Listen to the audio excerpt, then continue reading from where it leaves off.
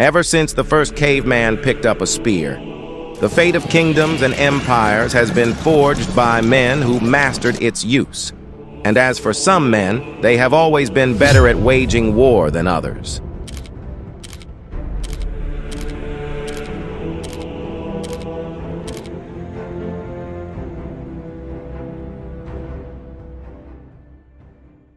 Spartans, a warrior race in ancient Greece, were arguably the greatest military culture in the history of warfare. Spartan boys were taken away from their mothers at the age of just 7 to be inducted in the agoge, a brutal military academy where they spent the rest of their lives preparing for war. It is said that the only relief a Spartan was ever given from military training was when he was at war. Growing up in Sparta was no picnic, as the Spartan elders employed cruel and unique tactics to train their boys. From a young age, they schooled their boys in the principle of survival of the fittest, but also in the survival of the sneakiest. Spartan boys were given minimal food and were encouraged to steal rations as long as they did not get caught, thereby separating the dumb and weak from the strong and wise. The men who excelled in training became part of the elite troop known as the hoplites. Every Spartan hoplite wielded a long spear, short sword, and a small circular shield. The principal Spartan tactic was the phalanx, which required highly disciplined and coordinated maneuvers only possible in practical battlefield conditions after lengthy and rigorous training. It was this very tactic used by the renowned 300 Spartan hoplites to defend the narrow pass of Thermopylae against 100,000 Persians for 3 days. According to written records by Plutarch, Spartan mothers on the eve of war told their sons, "Spartan, come back with your shield or on top of it." "The Norseman cometh!" is a cry that echoed across vast regions of coastal Europe, announcing the imminent arrival of a Viking raiding party.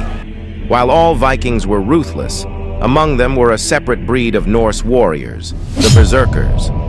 These warriors performed secret rituals and used substances to escape the realm of ordinary mortals. They were immune to any pain and fatigue, charging as mad hounds into battle fighting naked with no armor. The sight of even a small phalanx of berserkers leading an attack had the enemy simply dropping their weapons and running.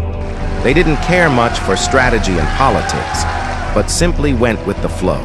While they were arguably more terrifying than any other warrior group, they were too dangerous for their own good.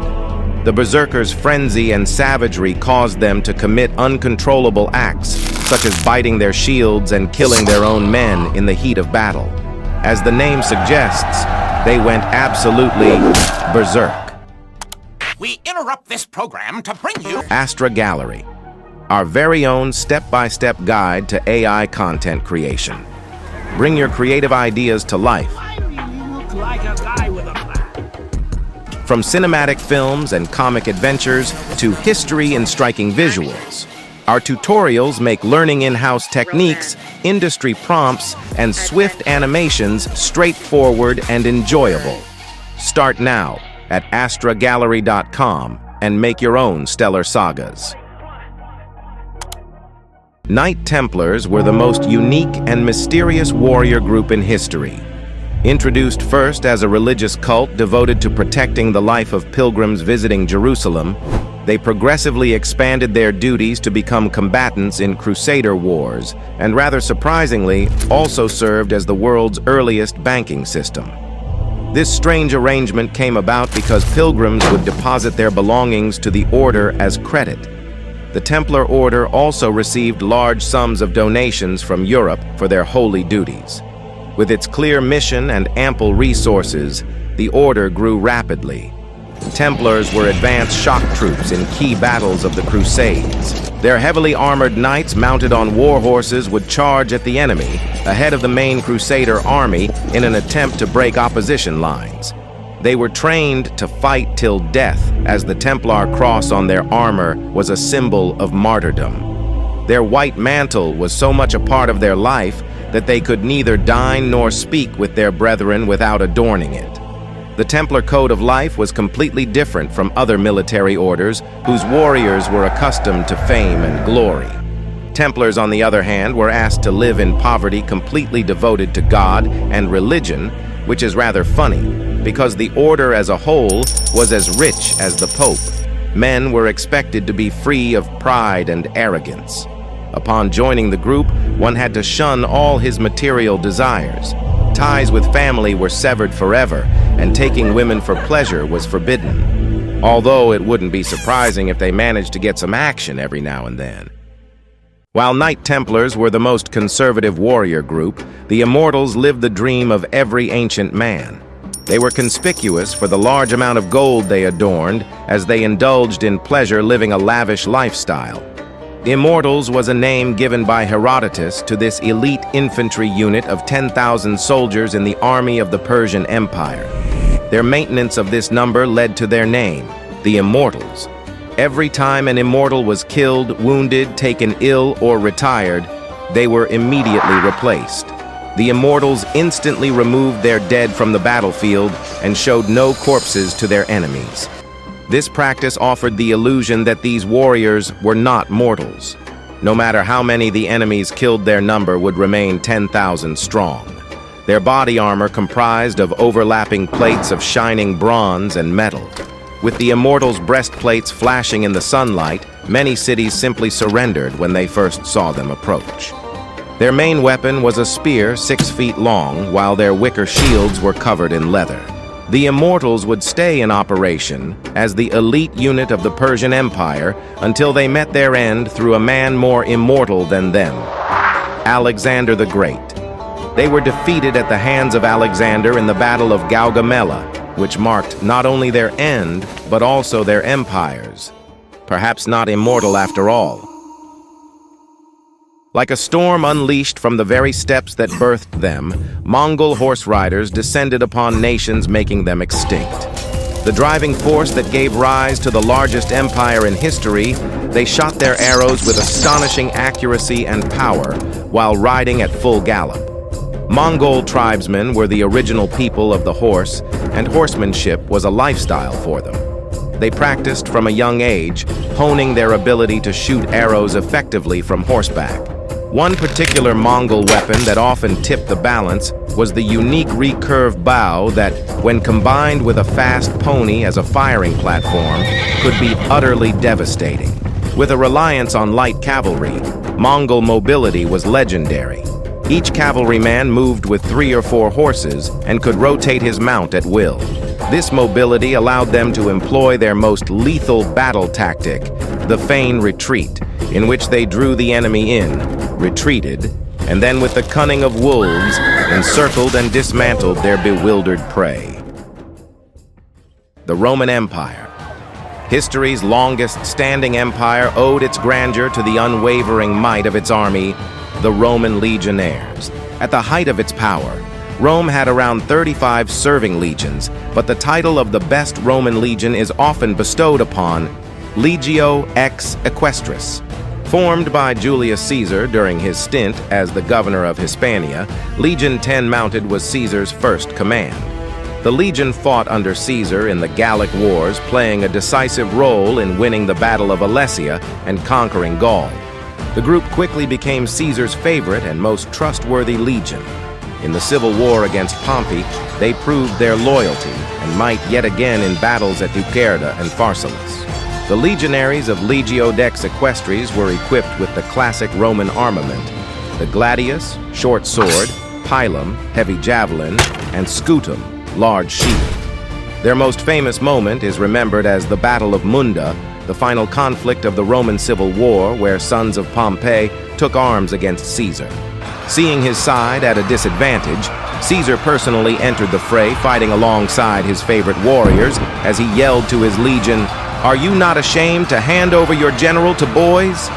The 10th pushed back the Pompeians with all their might, winning the day and the war. In a short span of time, Legio X had become Rome's most successful legion, but what they had forgotten was the fact that their fate was too intertwined with Caesar. After Caesar's assassination in 44 BC, his adopted son Octavian recognized the need to disband this legion, who was overtly loyal to his late uncle. Although Legio X was only in service for less than 2 decades, their impact and success as a soldier group was more profound than some of the other legions who remained in service for centuries. The Sultan's pride and a formidable arm of the Ottoman military, the Janissaries emerged as the first real standing army in Europe. Up until the 14th century, men would just be called up to fight as and when a king or lord needed them. Once the war was over, the men returned to their normal life. However, the formation of the Janissary unit would change this forever, but even their establishment was an accident. It was during the reign of Murad I who ordered that a group of Christian men taken as prisoners of war be converted to Islam and then serve as his personal soldiers. He was so impressed with the results of his little project that he ordered it to be repeated. So whenever they got the opportunity, troops of the Ottoman Empire would take young Christian boys, usually from the Balkan region, make them convert and train them as soldiers. Following on from the reign of Murad, the unit grew in size and in strength to become the Sultan's most reliable fighting unit. In a battle or a siege, their task was to wait for the frontline troops to pierce a hole in the enemy's defenses, and then they would attack, swarming in and showing no mercy with their bows or muskets. This very tactic was particularly effective during the conquest of Constantinople in 1453. To maintain their discipline, Janissaries were forbidden from taking romantic partners, much like the Templars. Living a life of celibacy and serving as full-time soldiers helped them remain ahead of the game, as the unit became one of the first military groups to use gunpowder and employ firearms on a large scale. However, their growing power became a double-edged sword, as they began to play a part in the Ottoman political sphere, often influencing appointment of high-ranking officials and even sultans. This led to internal corruption and decline. In 1826, Sultan Mahmud II disbanded the group, being anxious that the corps had forgotten its original purpose. To make sure they were finished for good, he had more than 6,000 Janissaries executed. The samurai warriors were the knights of feudal Japan. They were not only skilled fighters but were required to live their whole lives according to the ethical code of Bushido, also known as Way of the Warrior. The samurai enjoyed an elevated status in society and were the only ones permitted to carry swords at all times. Their blade was called the katana, a razor-sharp sword that could slice a man in half. They also wielded the yumi, a longbow used effectively both on foot and horseback. Unlike the ninja warriors of Japan, the samurai believed in fighting out in the open, ideally in the form of a duel or one-on-one combat. Skilled in jujitsu and other martial arts, they were the most versatile fighters of Japan. In battle, samurai were strategic, often using a mix of guerrilla tactics and open-field combat, underpinned by a profound sense of discipline and duty. They believed in dying as honorably as they lived, and often meditated upon their death to remove any fears.